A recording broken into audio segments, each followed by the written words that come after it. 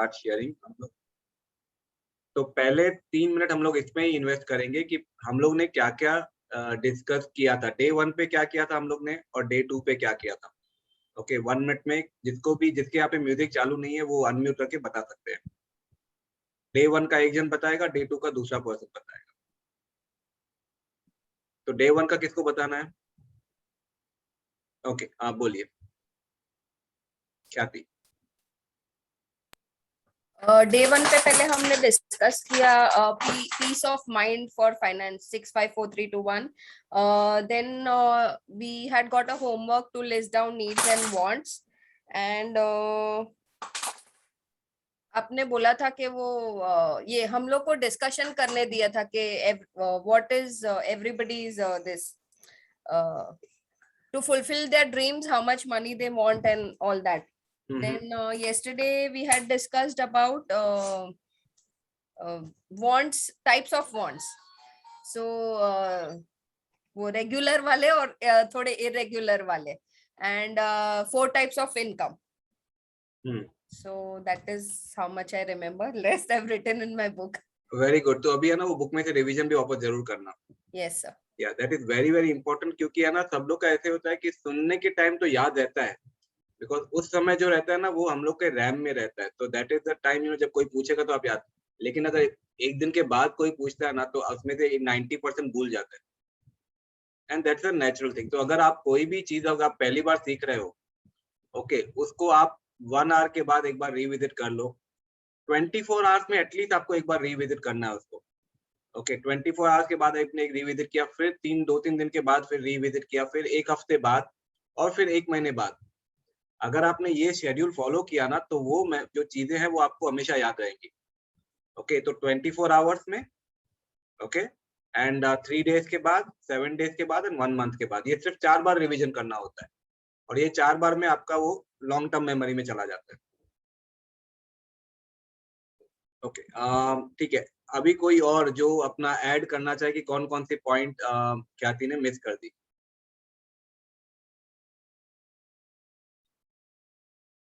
कौन करना चाहेगा? Anyone can unmute and share. Sir, can I have a? Yes ma'am, yes ma'am. So you also gave us ideas with how to save money and how to have a piggy bank, how to reduce our expenses, also how to usually pay in cash. So when you feel I think when you get in touch with those notes, your mind is able to register how much you're saving, and it will be like a motivation for you to save in the future as well. You also spoke to us with regard to the regular wants, and we have to continuously ask ourselves like whether we really require it and whether it is really essential for us. If it's a need, it's essential. We also need to discuss with our family before starting with any kind of a such program that or whether we are trying to save something, whether we always need to have a discussion with our family and ask them what according to them is their need and what according to them is like a desire or a want which they are able to sacrifice. So we would be able to save money or we would be able to invest properly. Okay, आपने वो you can say जैसे outline होता है तो कुछ कुछ words आप बता दिया, लेकिन वो जो बीच के जो ब्लैंक्स है ना उसकी जो सेंटेंसेस है ना, तो फॉर दो sentences recordings are needed. Right, so for example, what they can sacrifice, at none of the points I would talk about what they can sacrifice, because the moment I ask people for sacrifice, their mind immediately stops them. तो in fact जब ये activity भी मैं करवाता हूँ, लोगों को बोलता हूँ आप घर जाके फैमिली से डिस्कस करो, आई ऑलवेज टेल देम कि पहले तो फैमिली को ये बताना, ओके, जब आप लिस्ट डाउन करोगे ना कि नीड है कि वांट है, तो पहले फैमिली को ये बता देना कि हम लोग वांट्स को खत्म नहीं करने वाले हैं, we are just going to learn how to manage them. क्योंकि जैसे उनको लगेगा ना कि ये वांट्स को खत्म करने वाले हैं, तो वो हर चीज को, हर एक्सपेंस को वांट ही नीड ही बोलेंगे वो, क्योंकि उनको लगे अगर मैंने वांट बोल दिया तो ये बंदा लेके ही नहीं आएगा। ओके, तो वो हर चीज को नीड बोलेंगे। तो इसके लिए उनको पहले ये बताना है कि हमको अपना, तो मैं जब टाइम संडे में जब इन पर्सन भी करता हूँ तो मैं उनको ये बोलता हूँ, घर जाके बोलना हमको एक नए सर मिले थे और वो सर ने हमको बोला कि वांट्स को कभी खत्म नहीं किया जाता है। ओके, जिंदगी का मजा लेना है तो ख्वाहिशों को पूरा करना चाहिए। शुरू यहाँ से करना और बाद में बोलना, सिर्फ वांट्स को थोड़ा सा मैनेज करके हम लोग फ्यूचर के लिए भी बचा सकते हैं। तो जब आप ऐसे शुरू करोगे ना तो आपको रियल फीडबैक मिलेगा, वरना आपको फीडबैक जो मिलेगा ना नीड और वांट का, वो गलत रहेगा। क्योंकि वो किसी भी चीज को नीड बोल देंगे, किसी को भी वांट, क्योंकि उनके मन में कॉन्स्टेंटली ये डर रहेगा कि ये सेक्रीफाइस करवाने वाला है। तो वो सेक्रीफाइस का डर हटाने के लिए it is important to use the statement which I give to them. Okay, तो शहनाज जी आप भी मतलब इनफैक्ट यस, इनफैक्ट मैं जो चैट पे भी रीड कर रहा हूँ ना, तो जैसे अपना इप्शा ने भी लिखा है कि if it is a need how much can we reduce the frequency. Need के लिए फ्रीक्वेंसी को रिड्यूस कर ही नहीं सकते हो। नीड है तो मतलब नीड है। ओके, नीड में वो नहीं आता है, फ्रीक्वेंसी रिड्यूस करने का जो आता है वांट में आता है। ओके, तो ये जानबूझ के मैंने एक्टिविटी की just to help you understand कि अगर इन चीजों को रिवीजन नहीं किया जाए तो क्या हालत होती है। ओके, और अगर आपके बच्चे हैं और आपके बच्चे क्लास में, ऑनलाइन क्लास में जवाब नहीं दे पा रहे हैं, तो आप समझ जाओ उनकी कोई गलती नहीं है। उन्होंने सिर्फ इतना किया है कि उन्होंने रिवीजन नहीं किया घर पे, क्योंकि उनको टाइम ही नहीं मिला। ओके, हम लोग को लगता है कि क्लास में जो सुन लिया तो वो याद रह जाएगा, लेकिन क्लास में सुनने से याद नहीं रहता है, क्योंकि जब क्लास में सुनते हो ना, that time it's a new information. तो जब न्यू इन्फॉर्मेशन का प्रोसेसिंग होता है वो अलग तरीके से होता है। न्यू इन्फॉर्मेशन के लिए आप मतलब आप तो उस वर्ल्ड में चले जाते हो। Okay, you are in that world कि अच्छा ये भी, अच्छा वो भी। तब आपको है ना, तब आप वो, आपके लिए वो एक स्टोरी की तरह चल रहा है। ओके, लेकिन जब आप रिवीजन करते हो ना, तब आप उसको, स्टोरी को स्टोरेज में कन्वर्ट कर रहे हो। ओके, वो स्टोरी को स्टोरेज में भी तो कन्वर्ट करना है ताकि हमको आगे भी याद रहे। ओके, तो पहले जब फर्स्ट टाइम आप सुनते हो तब आपका राइट ब्रेन जो होता है ना, वो ज्यादा एक्टिवेटेड रह जाता है, क्योंकि वो राइट ब्रेन है ना, उसके लिए नया नया चीज, क्रिएटिविटी के ड्रीम, वो सब आ रहा है उसके लिए। एंड बट उसके बाद जब आप प्रोसेसिंग करते हो तब आपका लेफ्ट ब्रेन को इन्वॉल्व करते हो। तो राइट और लेफ्ट जब दोनों का कॉम्बिनेशन होता है ना, then you are able to implement those things in life. Okay, तो अभी आप लोग को सबको समझ में आ गया होगा। सब लोग अपने आप को पूछ लो कि एक्चुअली में आपको कितना याद है। तो अब मैं आपको एक बार रिवीजन करवा देता हूँ। ओके, और ये जानबूझ के रिकॉर्डिंग किया ताकि जो रिकॉर्डिंग देखने वाले उनको भी पता चले कि उनको भी रिकॉर्डिंग एक बार देख लिया काम नहीं है। जिसका आपको अपना वो चीज को समझना है और आप अपने इम्प्लीमेंट करना शुरू कर दो, जितना पॉसिबल उतना शुरू कर दो। ओके, और ये जो सुनते हो ना, समझते हो ना, उसको आप अपने फैमिली से भी डिस्कस करोगे तो ज्यादा बेटर होगा। क्योंकि जैसे बोलते हैं ना कि इफ जब आप दूसरे को सिखाते हो ना, तो एक्चुअली आपके लिए भी लर्निंग हो जाता है। अच्छा नहीं इसके बारे में क्या बोला था, लेट मी सी, मेरे को याद नहीं आ रहा है। तब आप फटाफट जाके रिकॉर्डिंग देखोगे और फिर उनको बताओगे। तो ये एक प्रैक्टिस डाल दो कि आपने जो सीखा वो आपके फैमिली मेंबर को भी आपको सिखाना है। लेकिन प्लीज उल्टा पुल्टा मत सिखा देना। सिखाना अगर आपको हो तो आपने अभी सुना है, अगले 1 घंटे तक आपको याद रहेगा। अगर आप बोलोगे कि मैं 3 घंटे बाद सिखाऊं या कल सवेरे सिखाऊं, तो आपको याद नहीं रहने वाला, 90% भूल गया होगा। तो शायद आप कुछ गलत ही सिखा दोगे। तो इसके लिए एक बार रिकॉर्डिंग देख लेना। और अगर आपने नोट्स बनाए हैं तो फिर प्रॉब्लम नहीं, फिर तो आप वो नोट्स को रेफर करके बता सकते हो। ओके, तो अब मैं आपको रिवीजन करवाऊंगा।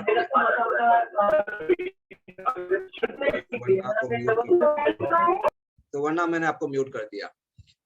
ओके, तो पहले दिन पे हम लोग ने ये देखा कि we learn about the 9 different reasons why do we need financial planning. हमने शुरुआत वहां से की, क्योंकि कभी भी कोई भी चीज का व्हाट एंड हाउ बाद में आता है, पहले व्हाई आता है। अगर व्हाई नहीं आया, ओके, अगर व्हाई नहीं आया तो व्हाट एंड हाउ पे ब्रेन इतना फोकस ही नहीं करेगा। क्यों करना है फाइनेंशियल प्लानिंग? हवा थोड़ी है कि चलो बस अभी सब लोग कर रहे हैं तो मैं भी कर दूं, फैशन में आ गया, ऐसा नहीं है। फाइनेंशियल प्लानिंग का एक पर्पस है। फाइनेंशियल प्लानिंग जो है अभी के टाइम में इसकी जरूरत इसके लिए हो गई है। तो हम लोग ने जो पॉइंट डिस्कस किए थे, वी डिस्कस अबाउट कि आजकल लाइफ एक्सपेक्टेंसी बढ़ गई है, उसके लिए रिटायरमेंट प्लानिंग भी बहुत जरूरी है। ओके, हमने ये भी डिस्कस किया कि आजकल वो न्यूक्लियर फैमिलीज हो गई हैं। ओके, तो न्यूक्लियर फैमिलीज होने की वजह से भी आप लोग को वो इमरजेंसी फंड खुद बनाना पड़ता है, लाइफ इंश्योरेंस खुद बनाना पड़ता है। हमने वो भी डिस्कस किया कि आजकल हेल्थ एक्सपेंसेस बढ़ गए हैं। ओके, तो इसके लिए मेडिकल इंश्योरेंस भी जरूरी है। मॉल कल्चर के बारे में हमने बात की और हमने ये भी डिस्कस किया कि आप मार्केट जो है आपके घर के अंदर आ चुका है, तो सेविंग का प्लानिंग भी बहुत जरूरी है। हमने ये भी डिस्कस किया कि एजुकेशन में अभी जो है, पहले ऑप्शन लिमिटेड थे, अब एजुकेशन के ऑप्शन बहुत ज्यादा हो गए हैं। और उनपे खर्चे भी बड़े बड़े हो सकते हैं। आजकल इतने अलग अलग तरह के करियर ऑप्शन अवेलेबल हैं और उसमें इतना एक्सपेंस होता है, तो वो भी अगर आपको करना है तो एजुकेशन प्लानिंग भी बहुत जरूरी है। ओके, इसके अलावा हमने ये भी डिस्कस किया कि जो हमारे नीड्स और वांट्स हैं, ओके, वो नीड्स और वांट्स पे आने के पहले हम लोग ने ये डिस्कस किया था टेक्नोलॉजिकल डेवलपमेंट की वजह से क्या हो रहा है। टेक्नोलॉजिकल डेवलपमेंट की वजह से आपके खर्चे जो हैं, आपको वही प्रोडक्ट आपको, वैसे आप 10 साल वो प्रोडक्ट चलाते थे, अब आपको 2-3 साल में या कोई 1 साल में आपको रिप्लेस करना पड़ रहा है। तो ये सब पॉइंट डिस्कस करने के बाद then we came to needs and wants. Okay, directly need और वांट पे नहीं आए थे। और हम लोग ने वो फर्स्ट डे पे होमवर्क रखा था कि आपको घर जाके फैमिली के साथ ये डिस्कस करना है कि पिछले 1-2 साल के अंदर कौन-कौन से खर्चे हुए हमारे। और वो शुरू करने के लिए पहले स्टार्ट विद 10,000 कि 10,000 के ऊपर का कौन सा खर्चा हुआ है, फिर 5,000 के ऊपर का कौन सा खर्चा हुआ है। एटलीस्ट आपको 40-50 आइटम की लिस्ट मिल जाएगी कि ये जगहों पे हमारा खर्चा हुआ है। जब आपकी वो लिस्ट बन जाती है, वो लिस्ट को देख के आपको फिर लिखना है कि अपना फैमिली का डिस्कस करना है कि कौन सी नीड में आती है, कौन सी वांट में आती है। आप पिछले 1-2 साल का बैंक स्टेटमेंट देखोगे ना, तो आपको वहां से भी क्लैरिटी आएगी कि कौन-कौन सी जगहों पे आपने खर्चे किए हुए हैं। क्रेडिट कार्ड स्टेटमेंट देखोगे तो वहां से भी क्लैरिटी आएगी। ओके, तो जब वो लिस्ट बनेगी ना, वो लिस्ट में आप हर एक के बाजू में अगर नीड है तो एन लिखोगे, वांट है तो डब्ल्यू लिखोगे। अगर एक जन बोल रहा है नीड है, दूसरा बोल रहा है वांट है, तो हर एक अपनी अपनी वजह बताएगा कि ये नीड क्यों है और दूसरा बोलेगा वांट क्यों है ये। फिर अगर दोनों का एक डिसीजन हो गया तो आप वो लिख दोगे, अगर दोनों का फिर भी अलग डिसीजन है तो आप उसको एन लिख दोगे, नीड। ओके, और फाइनली आपको ये लिस्ट में से आपको कुछ तो ऐसे आइटम मिलेंगे जिन जो वांट की कैटेगरी में जाते हैं। तो ये एक्टिविटी से सिर्फ होना इतना ही है कि आपको पता चलेगा कि आपकी फैमिली के हिसाब से आपके फैमिली के लिए नीड क्या है, वांट क्या है। क्योंकि अब तक तो हमको हमारा ही मालूम है, कई बार तो हमको हमारा खुद का भी नहीं मालूम होता है कि हमारे लिए नीड क्या है, वांट क्या है, क्योंकि कभी हमने उस एंगल से देखा ही नहीं। हमारे पास जो सामने कोई चीज आती है, बिकने वाली चीज है, हम खरीद लेते हैं। कभी हमने उसको उस एंगल से एनालिसिस नहीं किया। तो अब क्या हो रहा है, फैमिली के साथ आप एनालिसिस कर रहे हो और कोई-कोई लोग बोलते हैं सर हमारी फैमिली को ये सब बातों में इंटरेस्ट नहीं है। तो ठीक है, आप अपने आप से ही कर लो। अगर ऐसा सिचुएशन है तो आप अपने आप से कर लो, अदरवाइज फैमिली को इन्वॉल्व करोगे तो बेटर है। ओके, और अब आपकी वो जो लिस्ट बनेगी जिसमें आपको वांट्स का मालूम पड़ गया, तो अभी आपको एक आइडिया आ गया कि वांट्स कैसे होते हैं हमारे। उसके बाद हमने डिस्कस किया, तो ये फर्स्ट सेशन में हुआ था। सेकंड सेशन में हम लोगों ने डिस्कस किया कि ये वांट्स जो होती हैं, अभी जो नीड है वो तो नीड के लिए तो नेगोशिएबल नहीं है, उसपे तो खर्चा करना पड़ेगा। लेकिन वांट के लिए हमने बोला कि वांट जो होता है वहां पर हमको एक फ्लेक्सिबिलिटी मिल जाती है। वांट को हम पोस्टपोन भी कर सकते हैं, वांट को हम फ्रीक्वेंसी भी कम कर सकते हैं और वांट को हम खत्म भी कर सकते हैं। ओके, ये हमारे पास फ्लेक्सिबिलिटी रहती है, नीड में वो नहीं रहता है। तो हम लोग जो फ्यूचर की नीड, बिकॉज ये प्रेजेंट की नीड पे तो खर्चा करना ही करना है, फ्यूचर की नीड पे भी खर्चा करना है। अब हमारी गलती ये होती है कि फ्यूचर की नीड का पैसा हम लोग आज की वांट पे खर्चा करते जा रहे हैं। तो जैसे ही हमको अपना फ्यूचर की नीड के लिए पैसे बचाने हैं, तो पहले आज की तारीख के हमको वांट्स को समझना पड़ेगा। तब हमने डिस्कस किया कि वांट भी जो होती है हमारी, जो आपके जो भी लिस्ट में वांट्स आई आप देखोगे, वो वांट भी 2 टाइप की नॉर्मली होती है। एक होती है रेगुलर वांट्स, जो यानी बार-बार करना पड़ता है उस पे खर्चा। उसके लिए हमने एग्जांपल लिया, एक मूवी हॉल जाना, रेस्टोरेंट जाना, किटी पार्टी करना, तो ये सब जो होती है ये रेगुलर वांट हो गई। और once in a while want में हमने बोला एक वॉशिंग मशीन लेना या मतलब mobile phone. Washing machine I think would still come in the need. Okay, लेकिन अगर आपके ऑलरेडी एक वॉशिंग मशीन है, लेकिन दूसरा और एक अच्छा मॉडल आया, अगर आप वो ले रहे हो तो वो वांट की कैटेगरी में आ गई। ओके, एग्जिस्टिंग वॉशिंग मशीन बराबर चल रही है, फिर भी आप दूसरा में ले रहे हो तो वो वांट हो गया। अदरवाइज अगर आपकी एग्जिस्टिंग वॉशिंग मशीन नहीं चल रही है और आप ले रहे हो तो वो नीड हो गया। ओके, तो हमने वो भी एग्जांपल लिया कि once in a while want में आपका मोबाइल फोन भी एक वांट हो सकता है। आपका मोबाइल फोन चल रहा है, फिर भी आप दूसरा लेना चाहते हो। बाइक आपकी चल रही है, दूसरी लेना चाहते हो। फ्लैट स्क्रीन टीवी आपके पास ऑलरेडी है, अभी आपको और एक लेना है। ओके, अपने वाले को अपग्रेड करना है। तो ये सब जो होती है ये once in a while want है। तब हमने डिस्कस किया था कि जो रेगुलर वांट है उनके लिए हमको फ्रीक्वेंसी कम करनी है, और फ्रीक्वेंसी जितनी कम करेंगे उतना महीने में जो बिगनिंग मंथ के बिगनिंग में हम पैसा निकाल लेंगे। अगर हमको मालूम है कि रेस्टोरेंट में हम 1000 रुपया खर्चा करते हैं, महीने में 4 बार जाते हैं, 4000 खर्चा होता है। हमने डिसाइड किया कि फ्रीक्वेंसी कम करनी है, तो 4 बार के बदले हम 2 बार फ्रीक्वेंसी कम, अपना 2 बार जाएंगे। तो उसकी वजह से होगा ये कि 2 बार जाने की वजह से आपका जो है 4000 के बदले 2000 खर्चा होगा। लेकिन इसके लिए करना क्या है, मंथ के बिगनिंग में ही 4000 रुपए निकाल के साइड में रख देते हैं, और वो 4000 में से 2000 डालना है पिगी बैंक में और 2000 डालना है एनवलप में जिसपे नाम रहेगा रेस्टोरेंट बजट, ताकि आप जब भी घर से बाहर निकलोगे, रेस्टोरेंट वगैरह जाओगे, आपको पता है उसी बजट में से आपको चलाना है। ओके, तो वो मैनेजेबल हो जाता है। अब इसका मतलब ये नहीं कि आपका वो रेस्टोरेंट बजट अगर 2000 का है तो 2100 हुआ तो 100 रुपये आप नहीं दोगे, वैसा नहीं है। लेकिन एटलीस्ट आपको पता होगा रफली आपको कितने में मैनेज करना है, और बाकी की 2000 आप पिगी बैंक में डालोगे। और अगले महीने क्या करोगे, अगले महीने ये 2000 निकालोगे पिगी बैंक से, पिगी बैंक को लॉक करोगे फिर से। अब नेक्स्ट मंथ वाले 2000 इसमें ऐड करोगे तो आपके 4000 रुपए हो जाएंगे, और ये 4000 रुपए आप पिगी बैंक में डालोगे तो आपका माइंड रजिस्टर करेगा कि मेरी सेविंग डबल हो गई, क्योंकि आप गिन के डाल रहे हो। पहले महीने में आपने 2000 डाले तो वो 500 के 4 नोट थे। अब दूसरे महीने में आप 4000 डाल रहे हो तो 500 के 8 नोट है। तो माइंड रजिस्टर करेगा, जिसकी वजह से आपको जो है अपने आप आपके खर्चे जो है वो कम होते जाएंगे। ओके, और once in a wild want के लिए हमने ये डिस्कस किया था कि जो once in a wild wants हैं उनके लिए हमको अपने आप को पहला तो एक 4 घंटा रुक जाना है। 4 घंटा रुकने के बाद अपने आप को एक सवाल पूछना है, और वो सवाल था, do I really want it? क्या मुझे सच में ये चाहिए? क्या मुझे सच में ये चाहिए? ये सच में वर्ड बहुत पावरफुल है यहाँ पर। तो आप अपने आप को ये जब सवाल पूछते हो तो आपको जवाब आएगा हाँ या जवाब आएगा ना, दोनों में से एक जवाब होगा। अगर जवाब आया ना, सच में तो ऐसा कुछ ये नहीं है, तो आपका पैसा बच गया, आप भूल जाओ उसके लिए, क्योंकि आपके माइंड ने खुद ही बोल दिया कि सच में नहीं चाहिए। लेकिन अगर जवाब आया हाँ कि सच में चाहिए, तो दूसरा सवाल पूछना है, how much can I delay it? मतलब मैं इसको कितना पीछे धकेल सकता हूँ या धकेल सकती हूँ। तो उसमें आपको जवाब आएगा 1 दिन, 1 हफ्ता, 1 महीना, 1 साल, 6 महीने, वो कुछ भी जवाब आएगा। तो ये जो टाइम मिल जाता है, हो सकता है ये टाइम में आप वो वांट को भूल भी जाओ, और दूसरा नहीं भी बोले, एटलीस्ट ये टाइम में आप उसके उस चीज को खरीदने के लिए पैसे का बंदोबस्त कर पाओगे। तो ये आपको एक मौका मिल रहा है, ओके, आपको दोबारा सोचने का वांट के ऊपर, और साथ ही साथ पैसे का बंदोबस्त करने का, जिसकी वजह से आपको कभी भी, जो नॉर्मली लोगों का ये होता है कि अरे यार एक काम करना, मेरे को 5000 देना ना, अभी महीने की सैलरी आएगी नेक्स्ट मंथ की 1 तारीख को वापस कर दूंगा। क्यों ऐसा होता है? ये नॉर्मली वैसा तब होता है जब लोग खर्चा तो कर देते हैं बिना ये देखे कि बैंक पे पैसा कितना पड़ा है।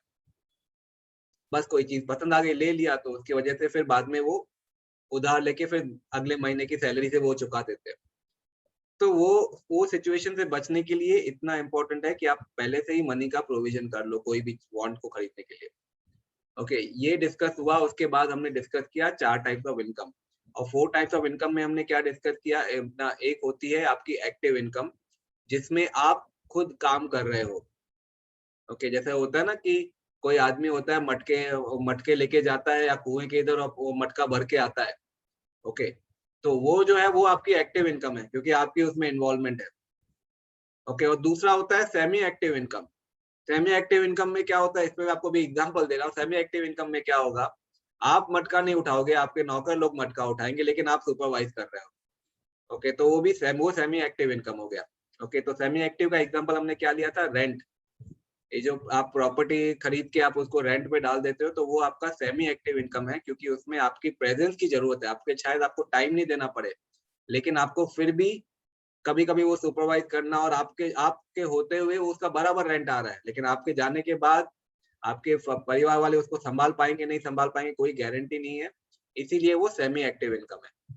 और तीसरा हमने डिस्कस किया, तीसरा और चौथा पैसिव इनकम। पैसिव इनकम का 2 टाइप डिस्कस किए, थर्ड और फोर्थ पॉइंट में। Passive income non guaranteed and passive income guaranteed. तो जिसमें पता है कि इतना अमाउंट आने वाला है, तो वो गारंटेड है। ओके, अभी रॉयल्टी जो होती है, royalty is also a passive income, लेकिन वो नॉन गारंटेड है। आपको जो पेंशन मिलता है, pension is a passive income, but वो गारंटेड है। ओके, तो इस तरह हमने डिस्कस किया था। तो अगर उसके लिए मैं आपको यही एग्जांपल जो मटके वाला है, तो यहाँ पर आपने देखा एक्टिव इनकम में आप खुद मटके भर के लेके आते हो, और सेमी एक्टिव में आप सुपरवाइज कर रहे हो, मटके भर के लेके आ रहा है।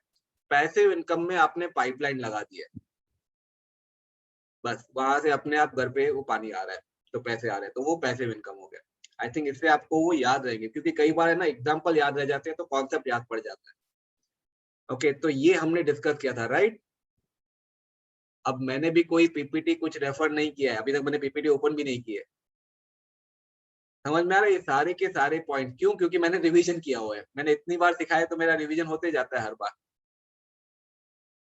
ओके, तो अभी आपको भी वही करना है, रिवीजन कर लेना, ताकि आप जो है ना, बिकॉज ये सिर्फ नॉलेज किताबों में रखने के लिए नहीं होता, लाइफ में इम्प्लीमेंट करने के लिए होता है। आपके किताब से अगर आपको नोट रेफर करके बताना पड़े तो आप ये समझ लो कि जब आप मॉल जाते हो तो अपनी बुक लेके नहीं जाओगे, वहां पे जाके ये नहीं कुछ चेक करने वाले हो। तो अगर आपके वो लाइफस्टाइल में आ जाएगा ना, तो जहां पर भी खर्चे की बात आएगी, आपको समझ में आएगा कि कैसे मैं खर्चे को कम कर सकता हूँ बिना लाइफ को इतना मतलब बोरिंग बनाए। ओके, बिना लाइफ को बोरिंग बनाए आप फिर भी पैसे बचा सकते हो। ओके, ये मुझे इतना टाइम क्यों डिस्कस करना पड़ा, क्योंकि किसी को भी याद नहीं थे फर्स्ट और सेकंड सेशन। तो अब हम लोग आज क्या डिस्कस करेंगे, बताओ क्या डिस्कस करने वाले हम लोग? मैंने आपको भेजा था ना। I think we are gonna discuss income के types वगैरह, how to generate the income and all. Okay, and हमने आज वो नहीं डिस्कस करने वाले हैं, मतलब आपने मैसेज भी याद नहीं रखा। बताओ बताओ और बताओ, और क्या क्या लिखा था मैंने अभी भी मैसेज भेजा था वो। So 3Ds of financial assets हाँ, 3 dimensions फाइनेंशियल एसेट मैं सवेरे भी and भेजा, अभी भी different भेजा। types of investments. हाँ, we learn about types of income and investment. We did not talk about income and all that. ठीक है, अभी है ना, समझ लो कि बहुत और अभी तक तो मैं ओपनली पूछ रहा हूँ, उसके बाद मैं नाम ले लेके पूछने वाला हूँ।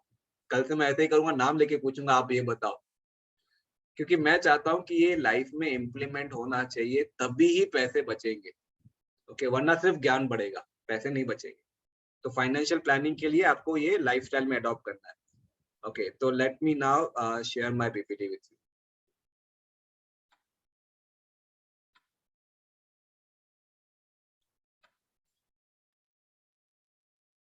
तो पैसा आपके लिए काम कर रहा है या पैसे के लिए आप काम कर रहे हो? ओके, और यही पॉइंट हमने डिस्कस की थी कि ये फर्क होता है एक्टिव इनकम और पैसिव इनकम का। एक्टिव इनकम में आप पैसे के लिए काम कर रहे हो, ओके, और पैसिव इनकम में आपका पैसा आपके लिए काम कर रहा है। तो अभी कौन सी इन्वेस्टमेंट बेस्ट होती है? नॉर्मली हम पूछते हैं ना कौन सी इन्वेस्टमेंट, तो आपके हिसाब से कौन सी इन्वेस्टमेंट बेस्ट होती है? पैसा हमारे लिए काम करे। क्या बोला सुवर्णा आपने? पैसा हमारे लिए काम करे। नहीं नहीं, अच्छा वो तो ठीक है, वो तो पैसिव इनकम, ये तो इनकम। अभी हम पूछ रहे हैं इन्वेस्टमेंट कौन सी अच्छी होती है। इन्वेस्टमेंट होती है ना, पोस्ट ऑफिस में होती है, LIC में होती है, म्यूचुअल फंड में होती है, प्रॉपर्टी में होती है, ओके, PPF में होती है, NPS में होती है। तो कौन सी इन्वेस्टमेंट बेस्ट होती है आपके हिसाब से? FD होती है, जो ज्यादा इनकम जनरेट करे, ज्यादा रिटर्न दे। जो ज्यादा रिटर्न जनरेट करे, ओके, वो इन्वेस्टमेंट बेस्ट है। ओके, तो ऐसी कौन सी इन्वेस्टमेंट है जो ज्यादा रिटर्न जनरेट करती है? प्रॉपर्टी। stocks. प्रॉपर्टी, ओके, इफ्शा से स्टॉक्स एंड सुवर्णा से प्रॉपर्टी। ओके, और कौन, और कोई आंसर? गोल्ड। गोल्ड, ओके, और कोई answer? Sir, as you said, LIC. LIC, okay, और कोई answer? Mutual fund. Mutual fund, okay, और कोई आंसर? चलो अभी इसी बहाने आपको पता चला ना कौन कौन सी टाइप की इन्वेस्टमेंट हो रही है। प्रॉपर्टी बोला गया, इक्विटी बोला गया, म्यूचुअल फंड बोला गया, LIC बोला गया, और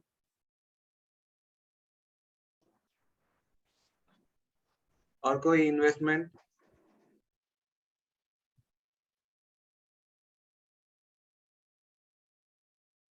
बोलो बोलो जल्दी बोलो, और कौन सी investment? Sir, financial awareness, I think that's the best investment. पता Okay. है तो I think that's how you make money right in the future. तो मुझे लगता है financial awareness, how to invest, where to invest, stocks, आ गया mutual आपका funds. Answer, आपकी स्क्रीन पे आपका आंसर आ गया। There is nothing called as best investment. ऐसी कोई चीज नहीं जिसको आप बोल सकते हो बेस्ट है, बिकॉज फिर सब लोग उसी में जाएंगे। फिर तो दुनिया में एक ही तरह की इन्वेस्टमेंट होगी जो बेस्ट इन्वेस्टमेंट होगी। So there is nothing called as best investment. There can only be a good mix. लेकिन सबसे पावरफुल स्टेटमेंट जो वो लास्ट वाला स्टेटमेंट है, there is no standard mix. Okay, जो लोग बोलते हैं ना 30% यहाँ डालिए, 20% वहां डालिए, एज के हिसाब से आपकी एज जितनी है 100 माइनस एज कीजिए, उतना इक्विटी में डालिए, ये सब वो स्टैंडर्ड बना रहे हैं। वो स्टैंडर्ड मिक्स जो है ना वो नहीं चलती है। जिन्होंने प्रॉपर्टी में लॉस पाया है उनको मैं बोलूंगा ना प्रॉपर्टी में इन्वेस्ट करो, ओके तो बोलेंगे सवाल ही नहीं है। अगर मैंने जबरदस्ती करके उनको प्रॉपर्टी इन्वेस्ट करवा भी दिया ना तो भी वो लॉस करके ही निकलेंगे वहां से। जिन्होंने इक्विटी में म्यूचुअल फंड में लॉस किया है ना उनको मैं बोलूंगा ना इक्विटी म्यूचुअल फंड में 30% डालो, वो बोलेंगे नहीं सर वो सब नहीं चाहिए, आप सेफ इंस्ट्रूमेंट बताओ, क्योंकि दूध का जला हुआ छाछ भी फूक फूक कर पीता है। ओके, तो ये इंपॉर्टेंट है ये समझना, हर एक के एक्सपीरियंसेस इन्वेस्टमेंट से अलग है और हर एक का जो है तरीका, हर एक का रिस्क प्रोफाइल अलग है। ओके, तो जो चीज आपको लग रहा है बहुत अच्छी है, हो सकता है सामने वाले के लिए उसके मिक्स में उसका कोई रोल ही ना हो। Okay, so there is nothing called as best investment. There can only be a good mix and there is no standard mix. तो अभी ऐसे ना, बिकॉज कई लोग मुझे यही पूछते हैं सर आप परसेंटेज बताइए ना, कितना परसेंटेज कहाँ डालना है, इक्विटी में कितना परसेंटेज डालूं और अपना ये पीपीएफ में कितना परसेंटेज डालूं, प्रॉपर्टी में कितना परसेंटेज डालूं। तो मैं उनको बोलता हूँ देखो वो है ना, वो जो आते हैं ना परसेंटेज, वो उनके लिए आते हैं कि जिनको कुछ भी नहीं पता है, तो चलो ठीक है कुछ तो मालूम पड़ गया। लेकिन आप लोग अभी है ना, जैसे होते हैं सर दर्द की गोली जो होती है ना, वो नॉर्मल कोई भी ले लेता है, हेडेक हुआ गोली। लेकिन अगर आपका सर दर्द जो है वो गोली से नहीं जा रहा है, ओके, और आपको हर सर दर्द रेगुलर हो रहा है, तो आप क्या करते हो, डॉक्टर के पास जाते हो। डॉक्टर को जाके ये नहीं बोलते मेरे को एक टाइडॉन दो, डॉक्टर को बोलते हो मेरे को चेक करो कि भाई प्रॉब्लम क्या है। ओके, तो अब आप फाइनेंशियल प्लानर के पास आ गए हो, ओके, तो अब आप मेरे से ये मत मांगो कि साइडोन दो या ये पेंजोन दो, वो सब मत मांगो मेरे से। मैं आपको समझाऊंगा, सिखाऊंगा कि आपके लिए क्या इन्वेस्टमेंट मिक्स सही रहेगा, वो आप डिसाइड कर सको, तो वो आप यहाँ पे सीखोगे। ओके, तो अभी हम लोग आते हैं 3 dimensions of financial assets. Financial asset मतलब जो प्रॉपर्टी में इन्वेस्ट किया या म्यूचुअल फंड में किया या इक्विटी में किया या बैंक एफडी में रखे पैसे या एलआईसी पॉलिसी ले लिया या पीपीएफ में इन्वेस्ट कर दिया या एनपीएस में कर दिया। ओके, तो ये सब है फाइनेंशियल एसेट्स होते हैं। ओके, एसेट का मतलब क्या होता है, जो पैसे की वैल्यू को स्टोर कर सके वो होता है एसेट। ओके, क्योंकि अल्टीमेटली आप एसेट क्यों खरीदते हो, आज आपके पास कैश है, आप कैश से एसेट खरीदते हो। ओके, कैश का मतलब ये नहीं कि हार्ड कैश, मतलब वो बैंक में भी आपके पास हो तो वो पैसा है, आप वो पैसे से एसेट खरीदते हो और फिर आगे चल के आप वो एसेट को पैसे में कन्वर्ट करते हो। कई लोग प्रॉपर्टी लेते हैं, पैसे से प्रॉपर्टी लेते हैं, आगे चल के वो प्रॉपर्टी बेच के उसके पैसे से जीते हैं। कई लोग म्यूचुअल फंड लेते हैं, पैसे से म्यूचुअल फंड लेते हैं, ओके, और आगे चल के वो म्यूचुअल फंड बेच के उसको पैसे में कन्वर्ट करके यूज करते हैं। बैंक एफडी में रखते हैं तो पैसा एफडी में रखा, एफडी एसेट है, और आगे चल के वो एफडी जब अपना मैच्योर होता है तो वो उसका पैसा जो है वो अगेन उसको पैसे में कन्वर्ट कर दिया, कैश में कन्वर्ट कर दिया, उसको यूज किया। तो एसेट जो होता है ना वो इंटरिम होता है, वो सिर्फ कुछ टाइम के लिए होता है, वो आपके पैसे को स्टोर करके रखता है। ओके, और फिर आगे चल के तो अल्टीमेटली आपको क्या इंपॉर्टेंट है आपके लिए, कैश। प्रेजेंट का कैश आप एसेट के फॉर्म में सेव करके रखते हो ताकि फ्यूचर में जब आपको कैश की जरूरत हो तो आप वो एसेट को कैश में कन्वर्ट कर सको। ओके, तो समझ में आ गया एसेट का मतलब क्या होता है, ये सिंपल लैंग्वेज में समझना होता है एसेट क्या होता है। अब एसेट में जो होता है ना, जैसे किसी ने कहा कि इन्वेस्टमेंट वही सही है जिसमें सबसे ज्यादा रिटर्न्स है। ओके, तो अगर ये कॉन्सेप्ट अगर रियल में होता ना तो सिर्फ वही इन्वेस्टमेंट में पैसे जाते, किसी और इन्वेस्टमेंट में पैसे जाते ही नहीं।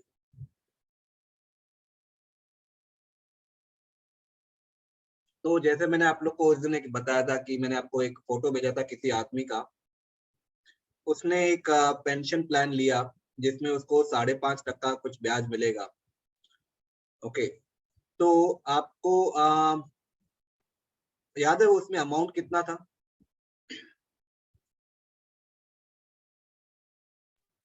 सर 40 करोड़ था क्या? 40 crore. 40 crore. Okay, any other answer?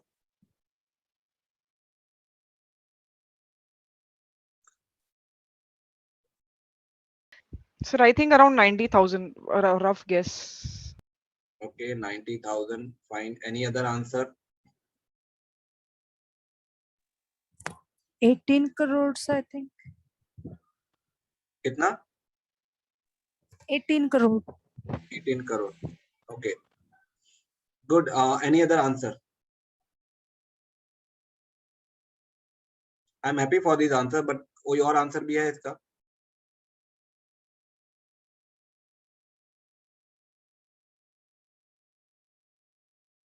$25 crore था, 40 करोड़ था, या 18 करोड़ था, कितना था?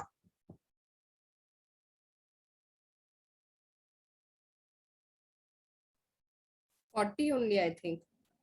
ओके, 40 करोड़ उसने इन्वेस्ट किया। ओके, और वो 40 करोड़ क्यों उसने इन्वेस्ट किया? ताकि उसको 5.5-6% मिले। बराबर? आप लोग को ही पूछ रहा हूँ मैं, क्योंकि आप लोग को ही इसका जवाब देना है। ओके, उसने 40 करोड़ का वो 40 करोड़ का उसने, और ये मुंबई का ही केस है, ये मुंबई का केस है जिसमें वो आदमी ने 40 करोड़ रुपए डाले और 5.5-6% के लिए। तो आदमी है ना, कि रिटर्न कम है, तो वो ऐसे इन्वेस्टमेंट में पैसे क्यों डाल रहा है जहां पर रिटर्न कम है? ओके, तो अब अभी आपको आज उसका आंसर मिलेगा कि क्यों उसने किया। ओके, तो ये इसको बोलते हैं 3 डायमेंशंस ऑफ फाइनेंशियल एसेट। तो जब भी आप कोई एसेट खरीदते हो ना, उसमें 3 चीजें देखनी होती है। एक होती है रिटर्न, जो सब लोग एक ही बात पूछते हैं, लेकिन बाकी के दो जो इम्पोर्टेंट 2 पैरामीटर वो भी समझना है। एक होता है लिक्विडिटी। लिक्विडिटी यानी आप उस एसेट को कितना जल्दी और कितना आसानी से कैश में कन्वर्ट कर सकते हो, और बिना उसकी वैल्यू को कम किए, बिना उसकी वैल्यू को खोए।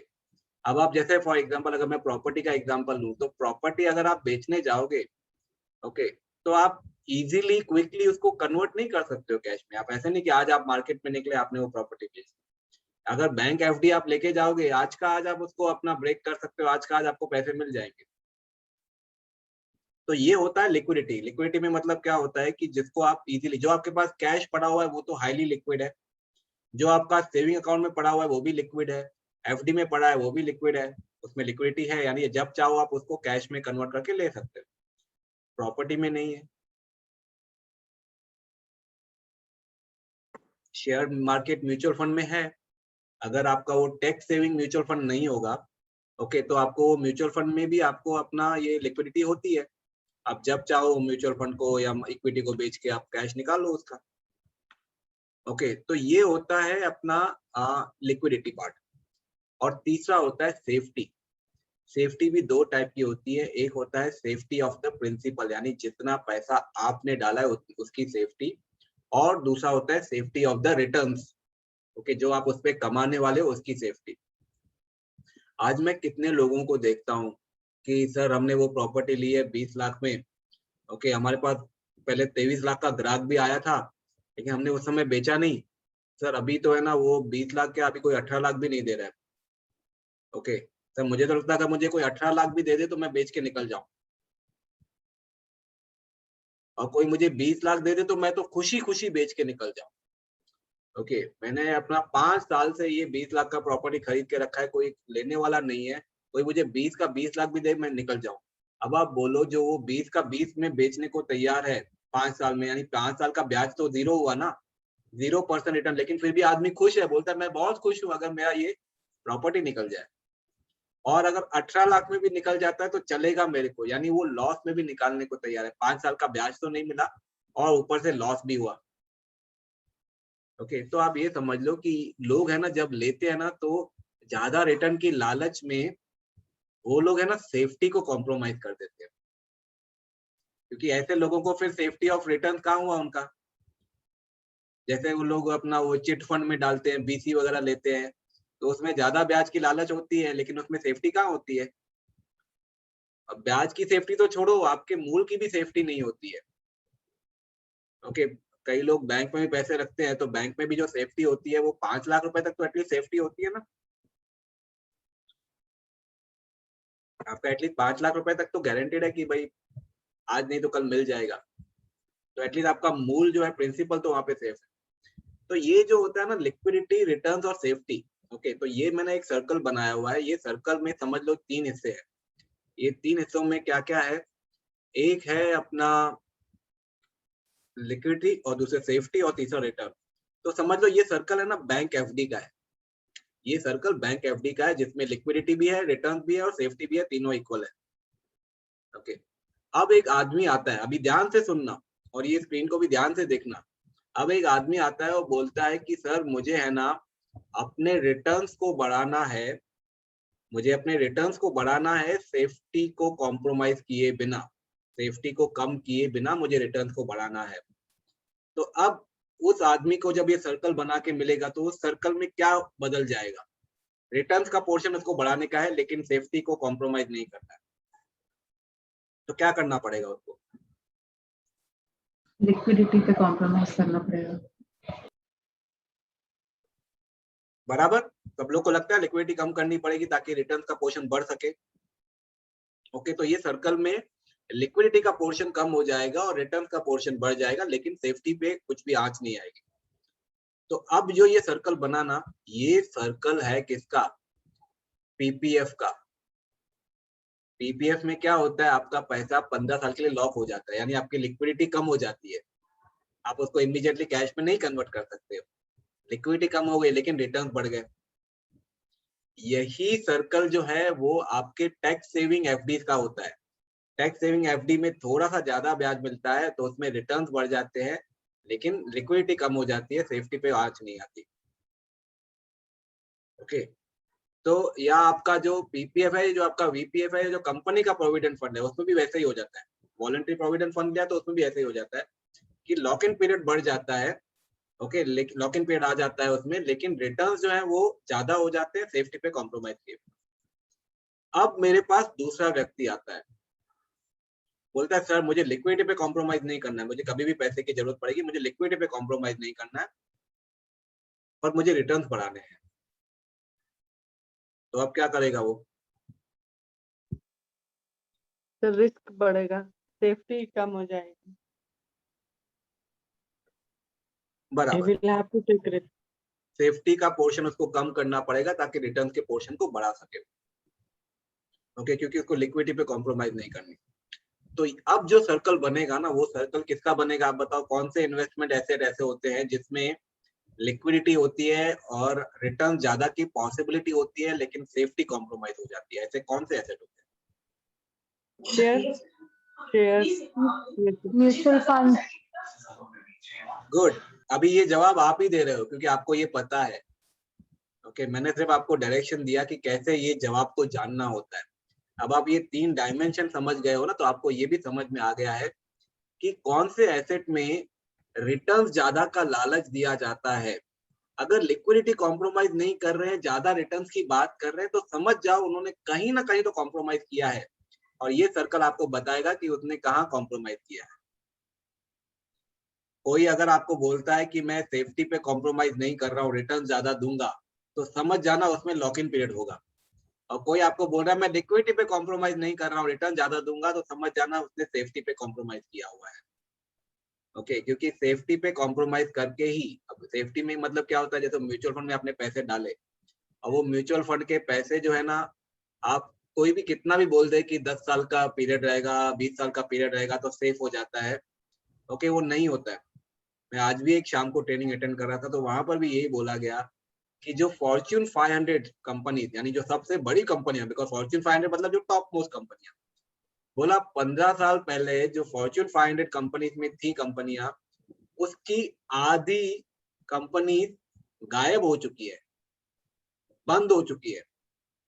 15 साल के अंदर जो वर्ल्ड की टॉप 15 टॉप 500 में जो आती हैं, वैसी 250 कंपनियां बंद हो चुकी है। समझ रहे हो आप?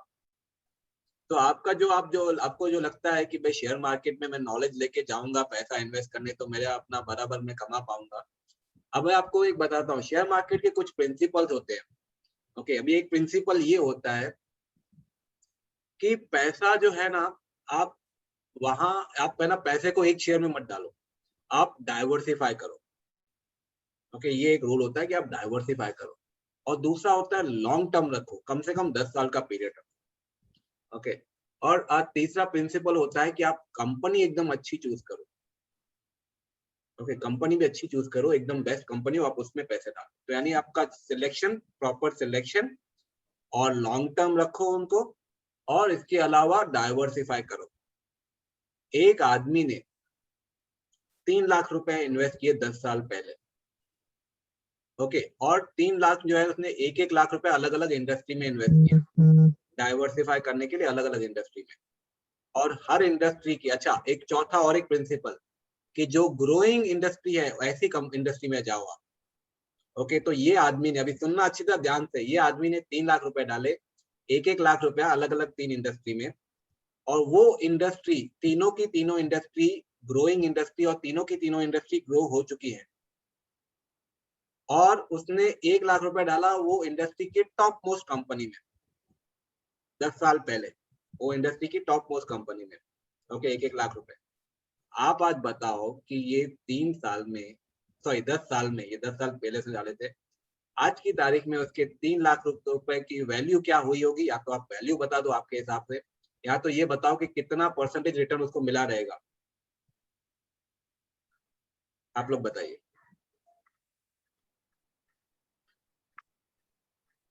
Any guesses?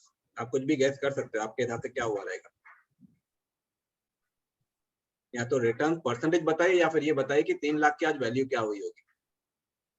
10 साल पहले उसने 3 अलग अलग इंडस्ट्री, 3 अलग अलग कंपनी, और तीनों इंडस्ट्री ग्रो हो चुकी है, और अपना हर एक कंपनी में इसने 1-1 लाख रुपए डाला, और वो कंपनी टॉप मोस्ट कंपनी थी, और 10 साल वेट भी किया। आज की तारीख में उसके 3 लाख की वैल्यू क्या है?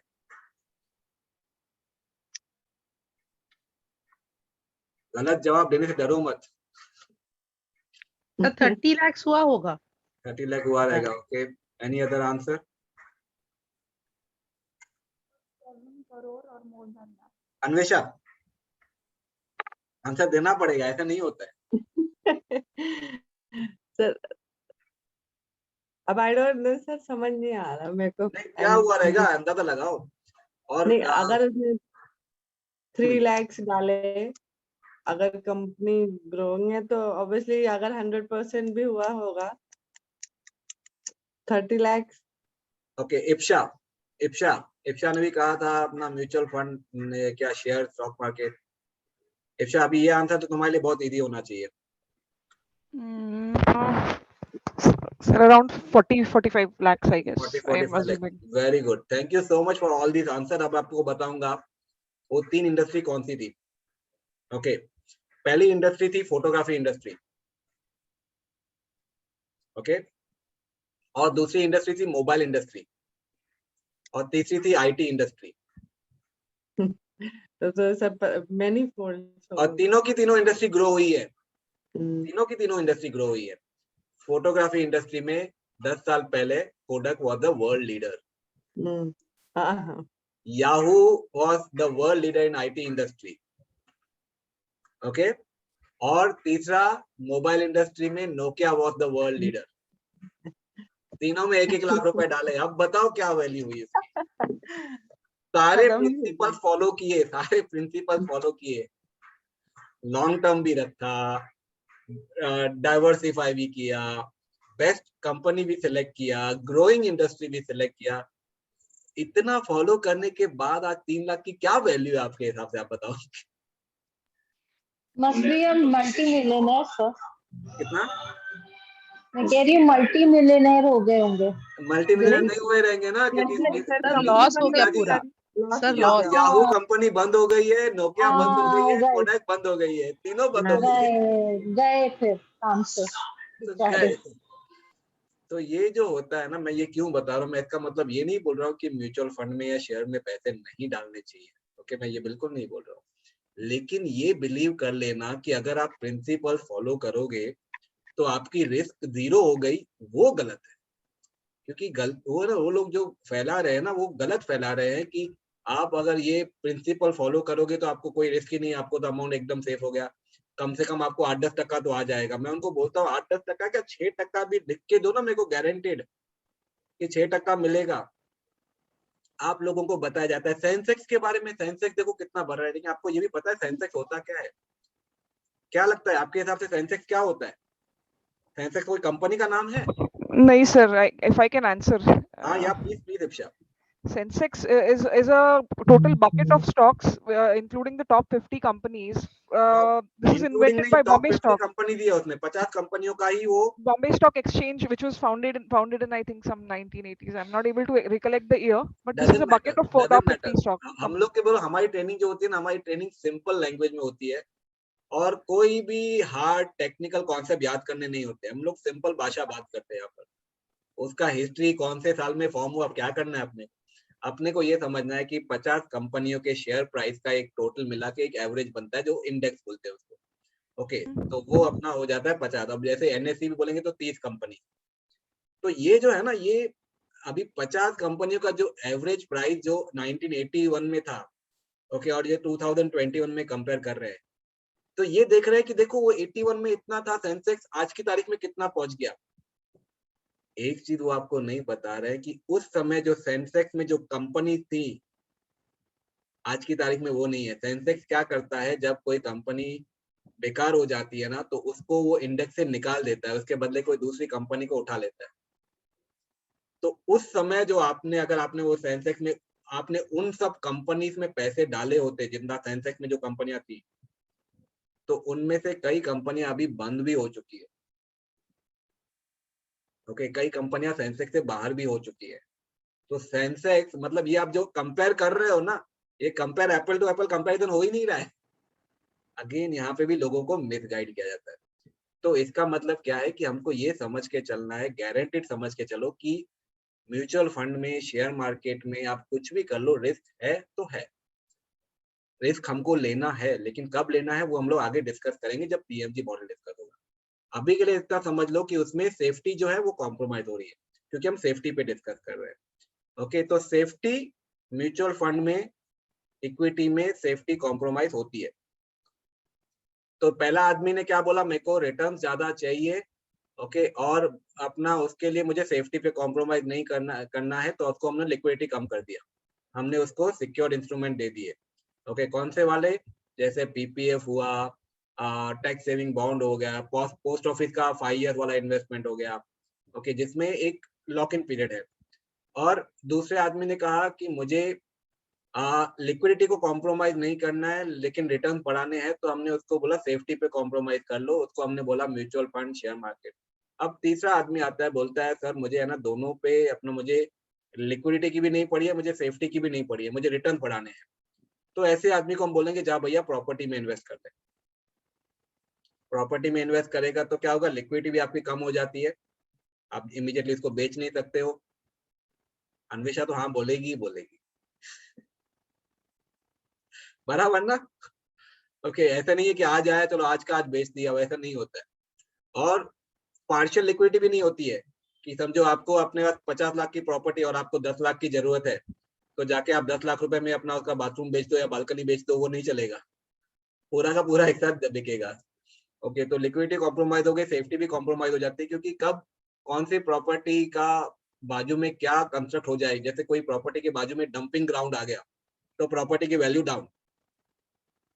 किसी प्रॉपर्टी में अपना भाड़े पे दिया था, वो वहां पर एक्चुअली में एक ऐसे रियल केस हुआ है कि जिसमें वो रेंट पे दिया हुआ था और फादर एंड डॉटर, बाप और बेटी वहां पे रहते थे। बेटी ने पंखे से लटक के आत्महत्या कर ली और सब लोगों ने बोला भी उसकी आत्मा वहां पे रहती है, तो प्रॉपर्टी का value down.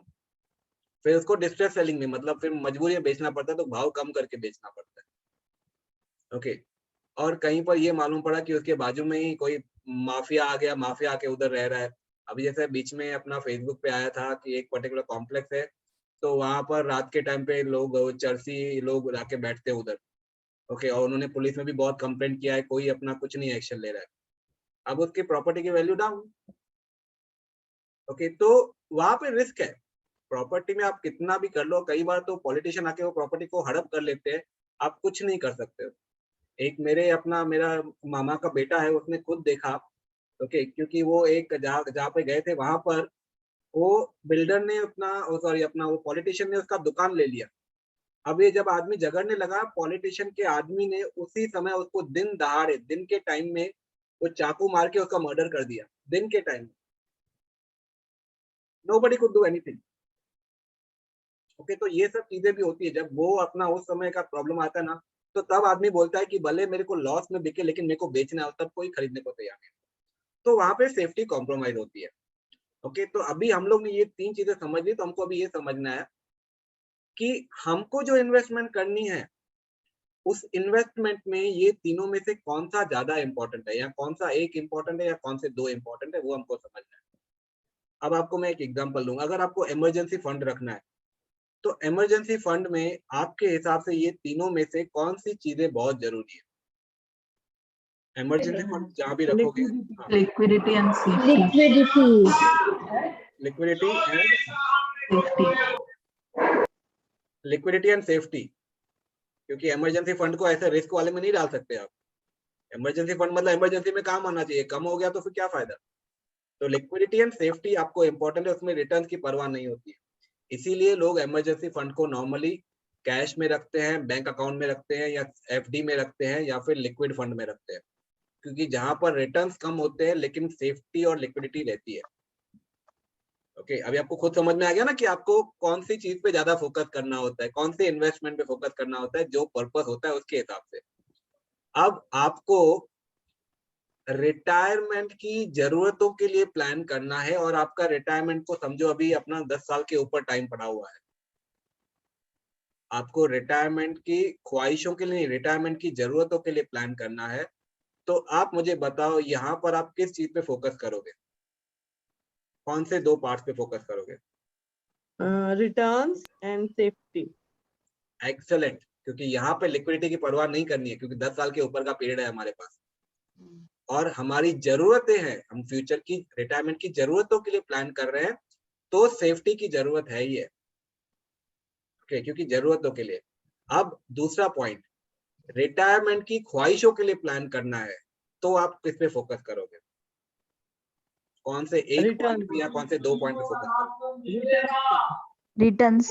Return, perfect, returns पे ही फोकस करोगे, क्योंकि अब आपकी वो ख्वाहिशों का है, तो आपको सेफ्टी की भी परवाह नहीं करनी है, लिक्विडिटी की भी परवाह नहीं करनी है। लिक्विडिटी क्यों नहीं परवाह करनी है? क्योंकि फ्यूचर में अभी नहीं चाहिए, 10 साल के बाद चाहिए।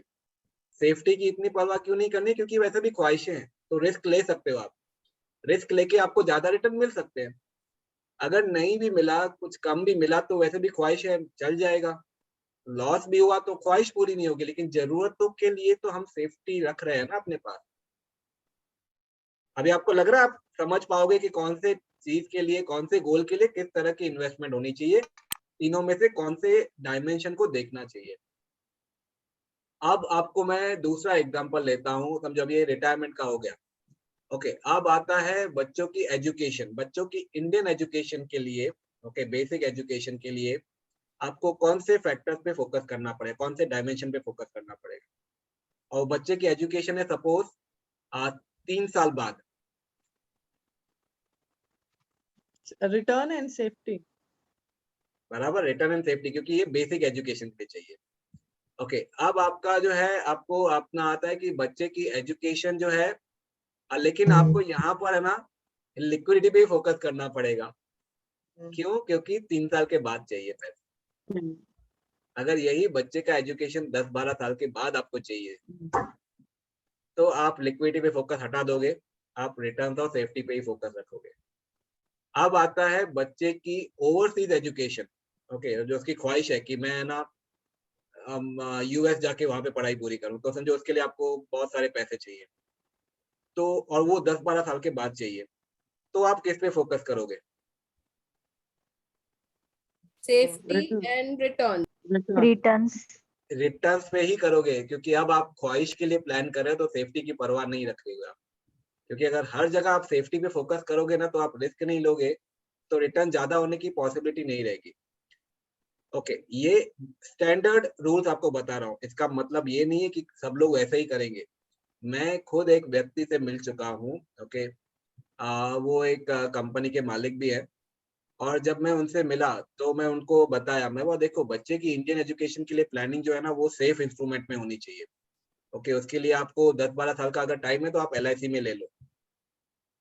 और ओवरसीज एजुकेशन तो ख्वाहिश होती है, आप उसके लिए म्यूचुअल फंड वगैरह में डाल दो पैसे, भले म्यूचुअल फंड वगैरह में या प्रॉपर्टी वगैरह। उन्होंने पता है क्या बोला? बोला Kamal, okay, he is quite elder to me, बोला कमल, तुम्हारे लिए US एजुकेशन, ओवरसीज एजुकेशन एक ख्वाहिश होगी, मेरे बच्चों के लिए वो जरूरत है। तो बोलता है मैंने अपने बच्चों के लिए भी वो ओवरसीज एजुकेशन के लिए भी LIC प्लान लेके रखे हुए हैं। That was his thinking। तो उसके लिए वो, उसको लगता है कि नहीं, ओवरसीज एजुकेशन भी मुझे भेजना ही, वो मेरी जरूरत है। तो उसने वो भी LIC के थ्रू ही प्लान किया। उसने मतलब यंग एज से इतना अच्छा प्लानिंग किया ना वो पर्सन ने, कि वो अपना is at a very high level now, okay. लेकिन उन्होंने जब भी पूरा प्लान किया, उन लोगों ने बिजनेस में वो रिटर्न्स पे फोकस करते थे, लेकिन इन्वेस्टमेंट में वो सेफ्टी पे फोकस करते थे, क्योंकि उनको लगता था कि भाई मैं नहीं रहूंगा तो भी ये बिना रिस्क के पैसे घर पे आने चाहिए। उन्होंने अपने रिटायरमेंट का भी पूरा प्लान LIC के थ्रू किया था, और बच्चों के एजुकेशन का भी पूरा LIC के थ्रू किया था। और ये उन्होंने कब से शुरू किया? जब I would talk about 20-25 years back. तभी से उनके पास ऐसे ऐसे पॉलिसीज है जो जिसकी वजह से उनको आज की तारीख में 50 लाख रुपए मिल रहे हैं। वरना 20-25 साल पहले लोग 2-2, 5-5 लाख की पॉलिसी लेके बड़े खुश हो जाते थे कि 5 लाख की बड़ी पॉलिसी है। तो उन्होंने सोचो उस समय कितने लाखों की पॉलिसी ली रहेगी कि आज उनको 50 लाख के ऊपर मिल गया रिटायरमेंट के लिए। और वो भी कब मिला रिटायरमेंट? 54-55 की एज में।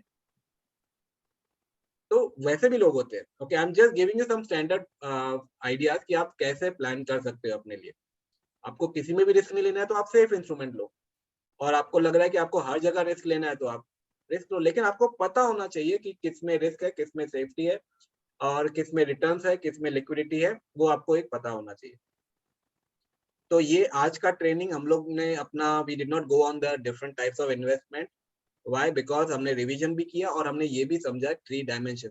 इसमें एटलीस्ट आपको एक क्लैरिटी आ गई कि इन्वेस्ट, और हमने इन्वेस्टमेंट के काफी सारे ऑप्शन तो सुन लिए, PPF सुन लिया, LIC सेविंग प्लान सुन लिया, FD सुन ली हमने, और अपना म्यूचुअल फंड सुन लिया, प्रॉपर्टी सुन लिया, गोल्ड सुन लिया। तो हमने ये काफी सारे सुन तो लिए, लेकिन हम लोग फिर कल का जो सेशन होगा ना, उसमें हम इन्वेस्टमेंट, एक एक इन्वेस्टमेंट को जो है, टाइप ऑफ इन्वेस्टमेंट को थोड़ा सा और डिटेल में डिस्कस कर लेंगे। ओके, ताकि थोड़ी हमको क्लैरिटी आ जाए कि इन्वेस्टमेंट कौन कौन से टाइप के होते हैं, and then it will be good for us. Okay, तो आज का हम लोग अपना सेशन यहाँ पूरा करते हैं, और now we go to question answers. Yes Chandra, you have raised your hand. Yeah, I wanted a little more clarity around बच्चे का education. So for example, I have a kid who's like in 2nd standard right now, and मुझे ये भी नहीं पता कि should I be planning for उसका future education abroad या India में, and how I should go about planning the kids education. मुझे बिल्कुल idea नहीं है उस पे क्या करना चाहिए. So Right. any insights on how to figure that out? Right, तो इसके लिए ना लोग हमारे पास इसके लिए आते हैं कि सर अभी बच्चे का एजुकेशन इतने सालों बाद करना है, तो कितना अमाउंट खर्चा आएगा। तो मैंने एक बार रीटा जी से भी मैंने डिस्कस किया था, जो करियर काउंसलर है, कि अप्रोक्सीमेटली कितना खर्चा आता है। तो रफली इंडियन एजुकेशन के लिए it is around 30 to 40 lakh. अगर आपको 10-12 साल के बाद भी चाहिए तो 40-45 लाख तक हो जाएगा। ओके, और ओवरसीज एजुकेशन के लिए we have to plan for 1 crore. तो इसमें क्या होता है कि इंडियन एजुकेशन के लिए जो पहले 30-40 लाख रुपए है ना, वो हम लोग LIC के थ्रू प्लान करते हैं, और ऊपर के जो 50-60 लाख रुपए हैं वो हम लोग म्यूचुअल फंड के थ्रू प्लान करते हैं। ओके, और जब हम प्लान करते हैं तो हमेशा हम पहले सारे के सारे गोल लिख लेते हैं कि कौन कौन से गोल है। बच्चे का एजुकेशन है, खुद का रिटायरमेंट है, तो वो सारे गोल्स जो हैं, या बच्चे की शादी है, वो सब गोल्स एक साथ लिखते हैं, and then we start prioritising कि कौन से गोल के लिए अभी करना चाहिए, कौन से गोल के लिए हम लोग बाद में शुरू करेंगे इन्वेस्ट करना। क्योंकि जब आप एक्चुअली में फाइनेंशियल प्लानिंग करते हो तो most of the people, I would not say 100%, but 70% of the people realise कि उनके पास उतने पैसे ही नहीं है जितना उनकी फ्यूचर की जरूरतों के लिए उनको चाहिए। ओके, तो ये सिचुएशन में हम लोग को फिर हमेशा थोड़ा एडजस्ट करना पड़ता है, कहीं पे कम कहीं पे। तो that I would be helping you out. एक बार जब आपका ये पीएमजी मॉडल हो जाएगा ना, then you will get much more clarity on this. और हम लोग बच्चे के एजुकेशन प्लानिंग के लिए बोनस सेशन भी लेंगे कि कौन कौन से प्लान होते हैं जिसमें बच्चे का एजुकेशन प्लानिंग हो सकता है, तो वो सब आएंगे। रिटायरमेंट के लिए भी जो अलग अलग डिफरेंट प्लान्स होते हैं, सेफ्टी वाले, रिस्क वाले, वो भी हम लोग बोनस सेशन में will cover all those, will be discussing those plans. Sounds good. Thank you. Yes Anvesha. Yes, sir. Sir, what is the difference between shares and mutual funds? Okay, very good question. तो basically ये हम लोग कल भी cover करेंगे, आज आपको मैं शॉर्ट में बताता हूँ, कल डिटेल में कवर करेंगे। Sure. तो म्यूचुअल फंड क्या करते हैं, म्यूचुअल फंड शेयर में जब आप पैसे डालते हो तो आप अपना डायरेक्टली वो कंपनी का शेयर परचेज कर रहे हो। समझो कोई कंपनी का अभी समझो 30,000 रुपीज का एक शेयर है और आपके पास 15,000 है, तो आप वो खरीद नहीं सकते हो, राइट। और जब आप शेयर लेते हो तो आपको अगर समझो 20 कंपनी के शेयर लेने हैं, ओके, तो आप अगर 500 लेके जाओगे तो 20 कंपनी के शेयर तो आप खरीद नहीं सकते हो। तो इसमें क्या होता है, आपका डाइवर्सिफिकेशन बराबर नहीं होता है। आपको जो पता है कि भाई ये अच्छा वाला, लेकिन अगर वो महंगा हुआ तो आप वो खरीद नहीं पाओगे। और दूसरा, जब आप शेयर बेचते हो तो आपके ऊपर टैक्स भी लगता है और आपको उसका वो अपना एक चार्जेस भी लगती हैं, एक्टिव लोड इसको बोलते हैं, तो वो भी आपको अपनी जेब से भरना पड़ता है, टैक्स भी आपको जेब से भरना पड़ता है। म्यूचुअल फंड में क्या होता है, म्यूचुअल फंड में एक एएमसी होती है, ओके, एसेट मैनेजमेंट कंपनी। वो कंपनी को आपके पास 500 रुपए, आप 500 दे दो वो कंपनी। अब वो कंपनी समझो 20 कंपनियों के शेयर खरीद लेगी, जिसमें एक 30,000 वाला भी शेयर हो सकता है और 25 रुपए वाला शेयर भी हो सकता है, या 200 वाला भी हो सकता है, तो वो सब लेके रखेगी। और आपने है ना, वो जो ग्रुप उन्होंने कलेक्ट किया है ना, उसमें से आपको एक हिस्सा मिल जाता है, क्योंकि आपने 500 रुपए, आप 5,000 दोगे तो 5,000 में आपको हिस्सा मिले। तो म्यूचुअल फंड कंपनी क्या करती है, सब लोगों का पैसा मिलाकर, अभी देखो शेयर को सिलेक्ट करने के लिए भी आपके पास रिसर्च टीम होनी चाहिए। अगर आप उसका 1% समझो, आप अगर लाख रुपया डाल रहे हो, उसका 1,000 रुपया निकाल लो, 1% निकाल दो, या 2% निकाल, 2,000 निकाल लो। आप 2,000 रुपए में रिसर्च टीम तो एम्प्लॉय नहीं कर सकते हो। म्यूचुअल फंड कंपनी क्या करेगी, आपसे लाख रुपया लेगी, उससे लाख, उससे 50,000, तीसरे से 5 लाख, चौथे से 25 लाख, ऐसा करके म्यूचुअल फंड कंपनी का समझो करोड़ रुपया जमा हो गया। Actually mutual fund company normally crore नहीं होता है, वो 50 करोड़, 100 करोड़, समझो 100 करोड़ भी जमा हो गया। 100 करोड़ में से वो 1% भी निकाल लेते हैं तो कितना होता है, 1 करोड़। 1 करोड़ में वो रिसर्च टीम, ये वो सबकी सैलरी भी दे सकते हैं। ओके, तो ये लोग रिसर्च भी करेंगे कि कब एंट्री करना चाहिए, कब एग्जिट करना चाहिए, इंटरनेशनल मार्केट क्या बोल रहा है, लोकल मार्केट क्या बोल रहा है, इंडेक्स क्या बोल रहा है, सारे पैरामीटर स्टडी कर सकते हैं। ओके, तो ये उनके पास, क्योंकि सबका मिली हुई ताकत है ना, तो उनके लिए आसान हो जाता है। तो म्यूचुअल फंड वही काम करता है कि सबका पूरा फंड मिलाकर और इन्वेस्ट इक्विटी में ही करता है। एक्चुअली में देखा जाए ना, तो बैंक भी शेयर मार्केट में इन्वेस्ट करती है, LIC भी शेयर मार्केट में इन्वेस्ट करती है। फर्क सिर्फ इतना होता है कि जब आप डायरेक्ट इक्विटी खरीदते हो या म्यूचुअल फंड से लेते हो शेयर मार्केट में एंट्री, तो रिस्क आपके ऊपर है। और जब आप बैंक में इन्वेस्ट करते हो, बैंक में पैसे रखते हो, LIC में रखते हो, तो वो लोग भी भले मार्केट में डालेंगे, लेकिन रिस्क उनके ऊपर है। तो लॉस हुआ उनका, प्रॉफिट हुआ उनका, और वो लोगों का बड़ा गेम हो जाता है, क्योंकि उनके पास तो हजारों करोड़ है, तो वो मार्केट में रुक भी सकते हैं। आपका समझो ऑलरेडी 50 करोड़ पड़ा, मार्केट 50% नीचे गिर गया, आप तो डर के मारे निकल जाओगे, तो आपको 25 करोड़ लॉस लेके निकल जाओगे। LIC के पास समझो 1,000 करोड़ भी पड़ा हुआ है ना, वो बोलेगी ठीक है, मैं 10 साल भी रुक सकती हूँ आराम से, 10 साल में ऊपर आ जाएगा। तो उनके पास वो गेम उनकी अलग हो जाती है। तो हम लोग वो भी डिस्कस करेंगे कि म्यूचुअल फंड और LIC में दूसरा क्या फर्क है। ओके, और उसमें दोनों में गेम ही अलग है उनकी। ओके, जैसे अगर मैं आपको बोलूं कि बाउंड्री के बाहर बॉल गया तो उसको क्या बोलते हैं हम लोग, एनी आंसर, क्या बोलते हैं? उत्तर प्रदेश के मुख्यमंत्री श्री योगी बाउंड्री के बाहर बॉल गया तो क्या बोलते हैं? मुख्यमंत्री की कुर्सी पर बैठने के बाद सिक्सर। अच्छा, सिक्सर, ओके। और टप्पा खा के गया तो चौका, राइट?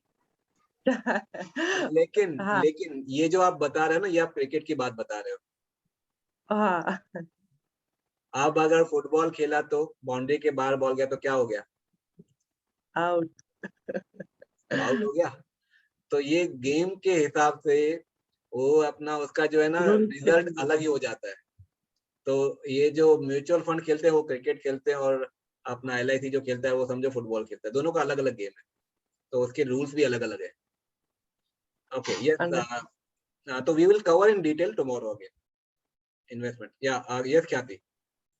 तो sir investing in mutual funds and shares will depend on our dimension, financial circle पे depend करेगा आई थिंक कि हमें किस में इन्वेस्ट करना चाहिए, राइट? फाइनेंशियल सर्कल डिपेंड करेगा आपके गोल के ऊपर। तो इवेंचुअली जो भी अगर म्यूचुअल फंड में जाना है, शेयर में जाना है, उसके लिए पहले आपको आपका गोल डिसाइड करना पड़ेगा। आपका गोल क्या है, कौन से पर्पस के लिए करना है। हाँ, so I will have to check my circle ना, ये एसेट वाला सर्कल कि मुझे क्या चाहिए आफ्टर हाउ मेनी इयर्स। आपको आपको है ना, आपको पहले अपना फाइनेंशियल गोल को पूछना पड़ेगा कि ये गोल में मुझे क्या चाहिए। राइट, और अभी मैं बोलूंगा, अभी फिलहाल आप उस डिसीजन में मत आओ, क्योंकि ओके, अभी हम लोग जब PMG मॉडल करेंगे ना कवर, वो PMG मॉडल के बाद, अभी तो हम लोग ने सिर्फ थोड़ा एक बेसिक समझ लिया। अभी PMG मॉडल जब आएगा ना, तब आपको क्लैरिटी आएगी कि आपको कौन सा कदम पहले उठाना है, दूसरा कदम कौन सा, तीसरा कदम कौन सा। उसके बाद आप अपना खुद का बेसिक फाइनेंशियल प्लान बना पाओगे। Okay, that is the reason मैंने ये पूरा 1 वीक में कवर कर रहा हूँ, ताकि आपको और क्लैरिटी मिल जाए। तो अभी है ना, क्योंकि अभी उत्सुकता बढ़ेगी, अभी क्यूरियोसिटी आएगी, अभी लगेगा अभी जल्दी कहाँ करूँ इन्वेस्टमेंट, बिकॉज अब तक चलो पेशेंस रखा हुआ था। अभी जब थोड़ा एक आइडिया आ गया ना, तो अभी क्यूरियोसिटी बहुत बढ़ जाएगी। तो now I would request you कि ये 1 हफ्ते की बात है, 1 हफ्ता आप थोड़ा इस पे इन्वेस्ट करो। ओके आप चाहिए तो इसको वीडियो को भले फास्ट फॉरवर्ड में फिर से चलाओ, ओके याद करके लिखो भले। एंड वंस यू आप ऑथेंटिक यू ग्रुप बना हुआ है ऑलरेडी आप लोग का, तो जो भी लोग ऑथेंटिक, आप ग्रुप में भी चाहिए तो ग्रुप में भी डिस्कस कर सकते हो। अच्छा वो कौन सी पॉइंट थी, ये कौन सी पॉइंट है, आप वो भी डिस्कस कर सकते हो। So that at the end of the day at least you have something, ताकि हम लोग कल जब शुरू करें तो मुझे रिवीजन पे ज्यादा टाइम नहीं जाना पड़े, मैं डायरेक्टली सीधा मैं इन्वेस्टमेंट पे आ जाऊं। And then I can also show you a few videos also which are very very important.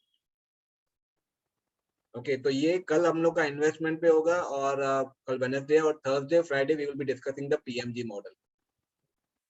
Okay तो फ्राइडे के बाद आप लोग you will be in a better position to talk about your investment. Okay yes, any other questions? और जिनको अपने questions record नहीं करवाने हैं तो आप लोग बोल दीजिए, तो मैं रिकॉर्डिंग भी बंद कर दूंगा।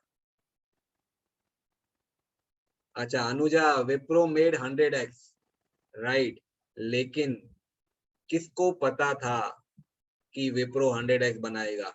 जिसको पता होता ना, तो ये एक्चुअली हाँ, इन लोग है ना विप्रो का एग्जांपल हमेशा यूज करते हैं।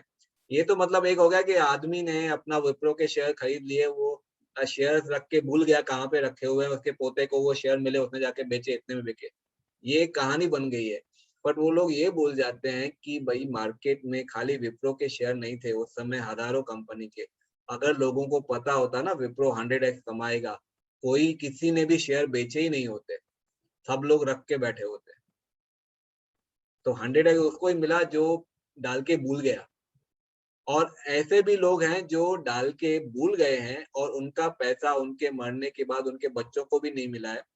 वो आज भी हजारों करोड़ बैंकों में, LIC में, म्यूचुअल फंड में हजारों करोड़ रुपए अनक्लेम्ड पड़े हुए हैं।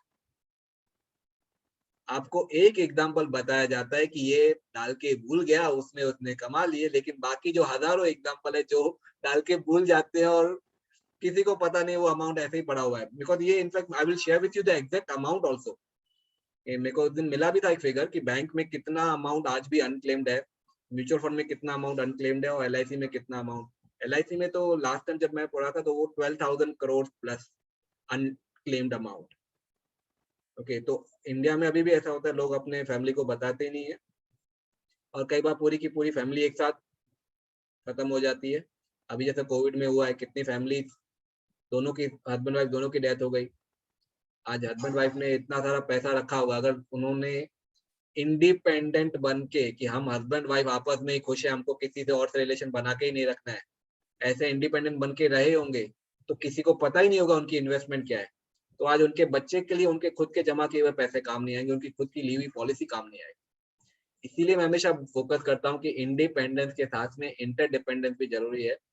और आपके पास कोई ऐसे होने, अब जैसे मेरे फैमिली में अपना बताऊंगा, मेरे पास मेरी बहनें हैं, ओके, जो मेरे लिए सपोर्ट सिस्टम है। I can anytime ask them, I can anytime request them, I can anytime refer to them. अब मैं नहीं भी रहूंगा, हमारी फैमिली को कुछ हो गया तो मेरी बहनें हैं, वो सब कर सकती हैं। तो वो एक बॉन्डिंग बना के रखा है, ओके। और इसके अलावा मेरे पास जो मेरे LIC के डेवलपमेंट ऑफिसर है, उनके साथ भी वो रिलेशन है कि भाई मुझे कुछ हो गया तो वो आके मेरी फैमिली को सपोर्ट करेंगे हर चीज को क्लेम करने में।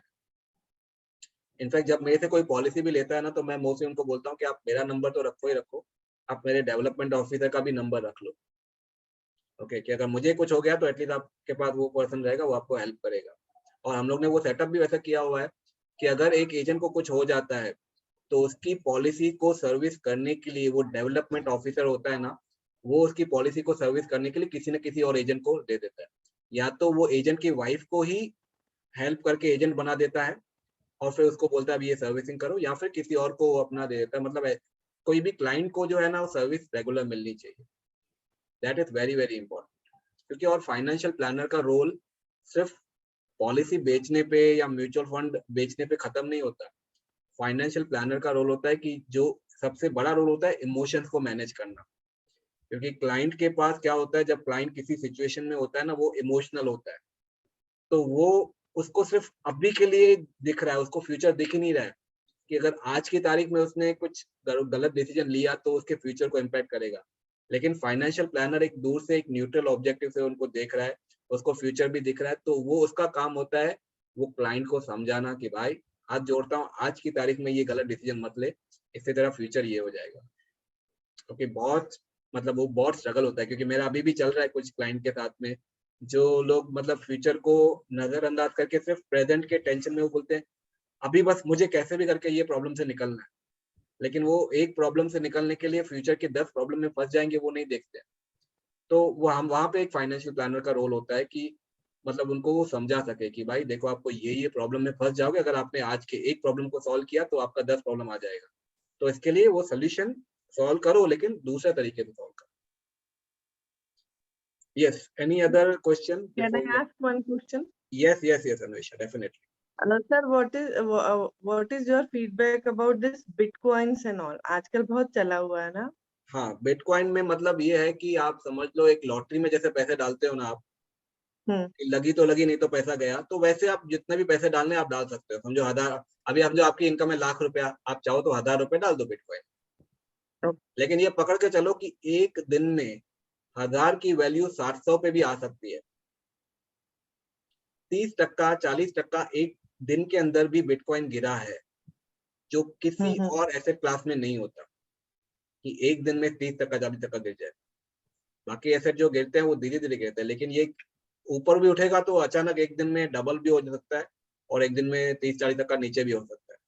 क्योंकि यही सवाल मुझसे पूछा गया था 3 साल पहले टाइम्स ऑफ इंडिया की एक ट्रेनिंग में, 4 साल पहले, हाँ 3 साल हो गए। तो उसमें मैंने उनको, तभी अपना बिटकॉइन नया था, तो मैंने उनको बोला था कि भैया ये बहुत रिस्की चीज है, ओके, अगर आप अफोर्ड कर दो। मुझे पता था वहां के जो भी एम्प्लॉय थे वो उनकी सैलरी उतनी थी नहीं कि बिटकॉइन में अफोर्ड कर सके, ओके, लेकिन वो उस समय बहुत लालच हुआ करता था उसका कि अरे बिटकॉइन है मतलब बहुत पैसे मिलेंगे।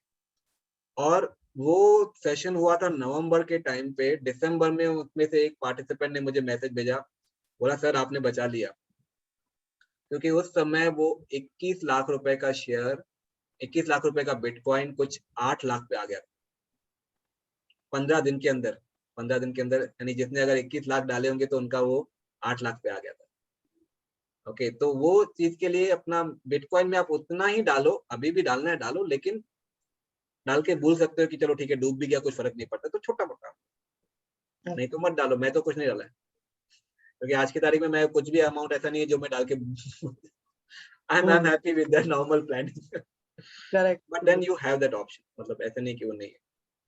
Yes. Any other question? Okay. तो ठीक है, फाइन, हम लोग वैसे भी कल मिलेंगे वापस। ओके, तो आप अपना प्लीज थोड़ा सा रिवीजन कर लीजिए, चाहे तो ग्रुप में थोड़ा डिस्कस कर लीजिए। अभी आपने आज जो सुना उसके नोट्स 1 घंटे के अंदर आपको बैठ के उसके नोट्स बना देने हैं, क्योंकि मैं डे 1, डे 2, डे 3 तीनों का आज हो गया है, तो आप नोट्स बनाओगे ना, आपको और ज्यादा क्लैरिटी आएगी।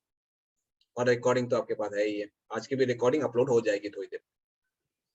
ठीक है, so thank you so much everyone, God bless Thank you you, all, sir. Good night.